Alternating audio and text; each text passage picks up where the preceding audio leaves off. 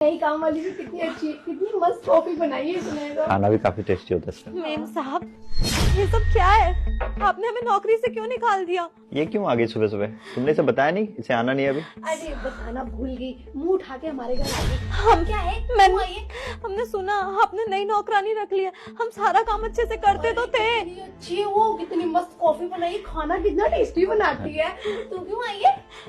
हमें ऐसे अचानक से काम से निकाल दिया है। बताना तो चाहिए था ताकि हम और कहीं काम ढूंढ पाते। एक बात बताओ, ये कोई सरकारी ऑफिस नहीं है, यहाँ कोई नोटिस पीरियड नहीं चलता 2 महीने का। ये पहले से तुझे एडवांस में बता के चले कि तेरा काम छूटने वाला है, नहीं करवाना तेरे से काम हमें। मेम साहब, ये कितना गलत कर रही हैं आप हमारे साथ। हमारे बारे में सोचिए, हमारे बच्चे के बारे में तो सोचिए। हम कमाने वाले हैं, हमारे बच्चे के पति कमाते हैं, दिहाड़ी मजदूरी करते हैं। एक हमारी तनख्वाह फिक्स थी कि हाँ हमें इतने 1000 रुपए मिलने हैं हर महीने।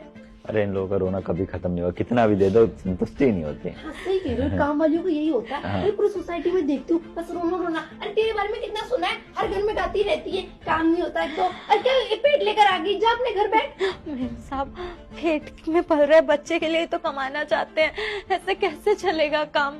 ऐसे में तुम काम भी कहाँ करते हो? पूरे दिन बैठे रहती हो, हमें और बुरा फील करवाते रहती हो। नहीं और साहब, तो और हम क्या फ्री में बिठा के पैसे देंगे? और कल को कुछ बच्चे को हो गया तो हाँ, हम पर इल्जाम आएगा।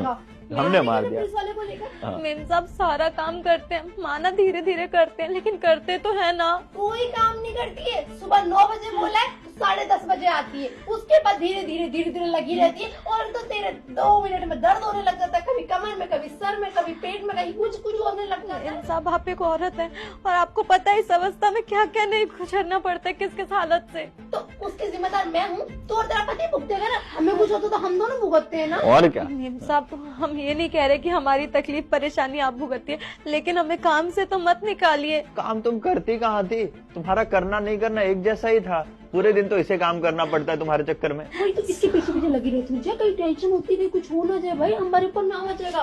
कुछ तो करती है। मेम 2 मिनट में पसीना आने लग जाते हैं, चक्कर आने लग जाते हैं। मेम साहब, अगर हमें कुछ होगा तो उसके जिम्मेदार हम खुद होंगे। नहीं, कुछ नहीं होता, खुद कोई नहीं होता। हम पर डाल देगी, हमें पता है। अभी कुछ और बोल रही है, बाद में कुछ और बोलेगी होने के बाद। और हम होने का वेट नहीं करते भाई, उससे पहले पल्ला झाड़ लेते हैं। हम तो अपना सेफ्टी लेके चलेंगे ना, हम क्यों फंसे किसी और के बच्चे के लिए? हमें इतनी जल्दी काम भी तो नहीं मिलेगा ना कहीं, आप ये सोचिए ना। उसका ठेका हमने लिया क्या?